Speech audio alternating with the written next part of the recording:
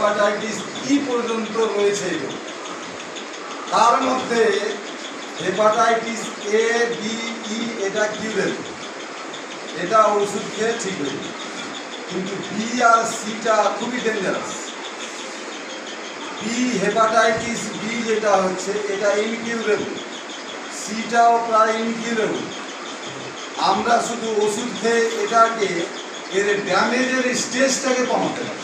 লিভারের ওপরে যে ড্যামেজ হবে, এটা তো ইনফেকশন হয়ে যাচ্ছে, ইনফেকশন হওয়ার পরে লিভার ড্যামেজ হবে, তো তার যে পরিমাণ ড্যামেজের ওষুধ দিয়ে সেইটা কিন্তু কমানো যাবে এবং সারা জীবন ওষুধ খেতে হবে।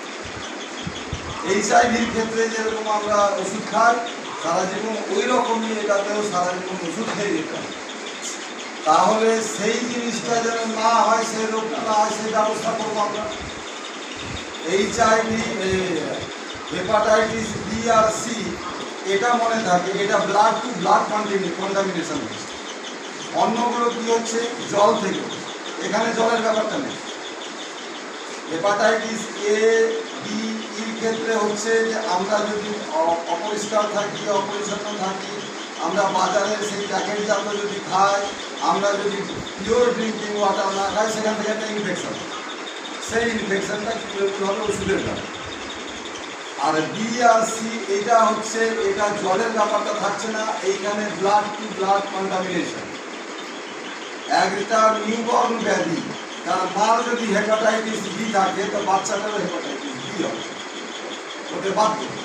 বাচ্চাটা যখন জন্মগ্রহণ করবে দেখা যাবে যে তারও হেপাটাইটিস বি হয়েছে। হেপাটাইটিস বি এর ক্ষেত্রে টিকা নিতে হয়, টিকা দেওয়া হয়। হেপাটাইটিস বি এর টিকা দেওয়া হয়, সেই হাসপাতালে দেওয়া হয়, বিভিন্ন এই পঞ্চায়েতে যাই কিনা জানি না।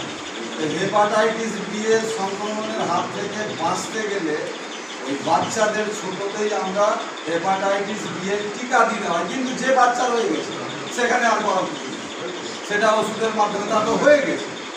কিন্তু এটা প্রিকশনারি মেজার হিসেবে যে বাচ্চার হয়নি, বাচ্চা জন্মগ্রহণের পরে হেপাটাইটিস বি এর টিকা দিয়ে দিলে আর তার হেপাটাইটিস বি হবে না। সেই জন্য হেপাটাইটিস বি এর টিকা দেওয়া। বললাম ব্লাড টু ব্লাড কন্টামিনেশন হচ্ছে। কীভাবে ব্লাড টু ব্লাড কন্টামিনেশন হচ্ছে? সংক্রমণ।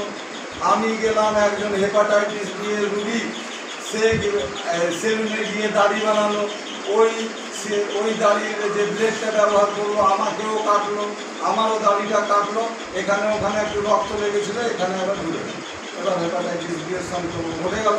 সিরিঞ্জ, আমরা ইঞ্জেকশন নিতে গিয়ে সিরিঞ্জটা, যেটা সিরিঞ্জ ব্যবহার করবো, কোনো কারণে ওই সিরিঞ্জটাতে আবার আমাকে ইঞ্জেকশন দিল, তাহলে হেপাটাইটিস বি এর একজন রুগী যে সংক্রমিত ছিল হেপাটাইটিস বি অর সি এ, সে কিন্তু আক্রান্ত রুগী সিরিঞ্জে তাকে যে ইঞ্জেকশনটা দেওয়া হয়েছিল সেই সিরিঞ্জটা ব্যবহার করা হলো আমার শরীরে, এবার আমার শরীরেও হেপাটাইটিস বিটা ঢুকে গেল। তাই আমাদের সাবধান যেটা হতে হবে, সব সময় খেয়াল রাখতে হবে। দাড়ি বানাতে গিয়ে আমরা দেখবো নতুন রেজার ব্যবহার করা হচ্ছে কিনা, নতুন রেজার, নতুন ব্লেড ভেঙে সেটা ব্যবহার করবো এবং তাতেই আমাদের দাড়িটা সেট করবে। সিরিঞ্জ, যখনই কোনো ইঞ্জেকশন, যে কোনো, আমি জ্বরে গেলে বা আমার পায়খানা হচ্ছে ওটাতে দেয়, বা ওখানে যেটা বলছে যে জল চাপানি, তো তাতেও তো সিরিঞ্জ ব্যবহার করে।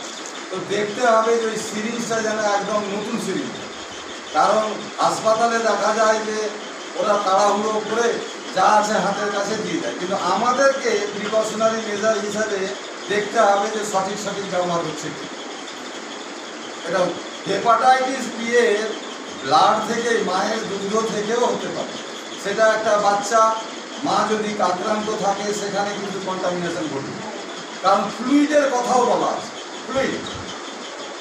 তাহলে ব্লাড ছাড়া ফ্লুইডেরও কথা বলা আছে, সেই ফ্লুইডের মাধ্যমেও কিন্তু সেটা হতে পারে। অতএব সেই ক্ষেত্রে সাবধান।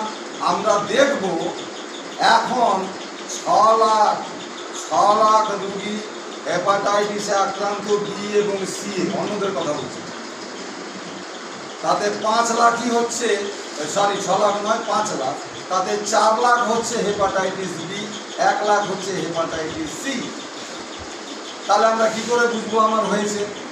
কোনো সিমটম থাকবে না, অনেক ক্ষেত্রে দেখা যায় কোনো সিমটমই নেই, অথচ তার হয়ে আছে। খুব একটা সুস্থ লোক গিয়ে ওইখানে ওই দাড়ি বানানো ওখানে আছে, মানে খুব ভালো, ওই তারটা দিয়ে আমাকে বলতে হয় কিছু জানি না, ও সব হয়ে আছে। কারণ এটা হচ্ছে সাপ্রেসড, একটা থাকে সাইলেন্ট কিলার। সাইলেন্ট কিলার অর্থাৎ চুপচাপ থেকে ভিতরে ভিতরে গুলি তোমার সেখানে কাটছে। তাহলে এটা চুপচাপ কিছুই দেখা যাবে না। সাধারণত দেখা যায় একজন হেপাটাইটিস বি ও সি এর ক্ষেত্রে প্রথমে জ্বর হবে, জ্বরটা স্বাভাবিক, বমি হবে, তাও স্বাভাবিক, বমি হয়েই থাকে, বমি হয়, ফ্যাটিকনেস আসবে, ক্লান্তি, সবসময় ঘুমাচ্ছি, ফ্যাটিকনেস, এইগুলো সিমটম আমরা দেখব। অনেক সিমটম, বমি হবে, ডায়রিয়া হয়ে যাবে, ঘন ঘন বমি হচ্ছে। কিন্তু এইগুলো তো অন্য রোগের ক্ষেত্রেও হয়ে যাবে, জ্বর বমি যেমনি সাধারণ জ্বরেও হয়, মিল আছে। এইগুলো থেকে কি আমরা বুঝে নেব যে হেপাটাইটিস বি হয়ে গেছে, সি হয়ে গেছে? না, ব্লাড টেস্ট করাতে হবে। কি টেস্ট? HbS-Ag, HbS-Ag, এই টেস্টটা করাতে হবে। তাতেই আসবে ওইখানে আছে কিনা হেপাটাইটিস। HbS-Ag agent. তাহলে কি এজেন্ট? HB থেকে হেপাটাইটিস বি সারফেস, HbS, আর Ag মানে এজেন্ট। তাহলে হেপাটাইটিস বি এর সারফেস মানে বডিতে, সেইখানে হেপাটাইটিস বি এর এজেন্ট কাজ করছে কি? এজেন্ট বুঝো না, LICর এজেন্ট যে কাজ করে, LIC বিভিন্ন এজেন্সির এজেন্ট কাজ করে, এরও তো এজেন্ট আছে, অর্থাৎ ইনফেকশনের এজেন্ট ঘুরছে তো ওখানে, তো ওই এজেন্টটাকে টেস্টে ধরে নিই। তাহলে হেপাটাইটিস BS-AG দিয়ে টেস্ট হবে, এই টেস্টটা করিয়ে ওইখানে আসবে কি আসবে? 1 থেকে 5-এর মধ্যে, 1 থেকে 5-এর মধ্যে ওর আসবে। ওর একটা ইউনিট আছে, এর বিলোই থাকতে হবে। এর উপরে -1 থেকে রেঞ্জ করে নিয়ে 5 অবধি ওর একটা ইউনিট আছে, সেই ইউনিটের মধ্যে যদি ওটা থাকে এজেন্টটা তাহলে ঠিক আছে, তার বেশি যদি হয় তাহলে হেপাটাইটিস বিটা আর কন্ট্রোলের বাইরে চলে। আর একটা কথা, হেপাটাইটিস বি যখনই হবে তার জন্ডিস দেখা দিবে। জন্ডিস হলে হেপাটাইটিস বি আমরা দেখতে পাবো ব্ল্যাক, কালো রঙের পেচ্ছাপ, পেচ্ছাপের রং পাল্টে যাবে। আর যদি জন্ডিস তাকে ধরে, একটা স্টেজ হলো জন্ডিসের, জন্ডিসের ক্ষেত্রে হলুদ রঙের দেখা যাবে পেচ্ছাপ,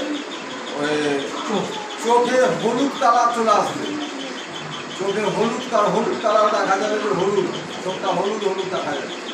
এটাও কিন্তু জন্ডিসটাও একটা বড় পার্ট হেপাটাইটিস বি কে উজ্জীবিত করে। প্রথমে এটা একটা রুট জন্ডিসের, আর এটা সবসময় সাপোর্ট করে সেটাকে এগিয়ে নিয়ে যেতে, হেপাটাইটিস বি কে ইনকিউরেবল সিরিয়াস স্টেজে নিয়ে যেতে সাহায্য করে। এইটা হেপাটাইটিস বি এ আমরা দেখব যে খাবারের ব্যাপারগুলোও কিন্তু সাবধান থাকতে হবে। খাবারে আমরা যেগুলো চর্বি জাতীয় খাবার, মাংস, এগুলো খাবো না, একদম হালকা খাবার খেতে হবে, যেরকম ডায়রিয়াতে খায়, একেবারে সহজে যেন সেটা সহজ পাচ্য হয়, লিভার যেন নিতে পারে, সেরকম করতে হবে। আর এই যে তোমরা শুনছো যে হেপাটাইটিস বি, হেপাটাইটিস সি, এই যে বলছি, এইগুলো রোগ, এগুলো কার ওপরে কাজ করছে, নষ্ট করছে, ধ্বংস করছে লিভারকে।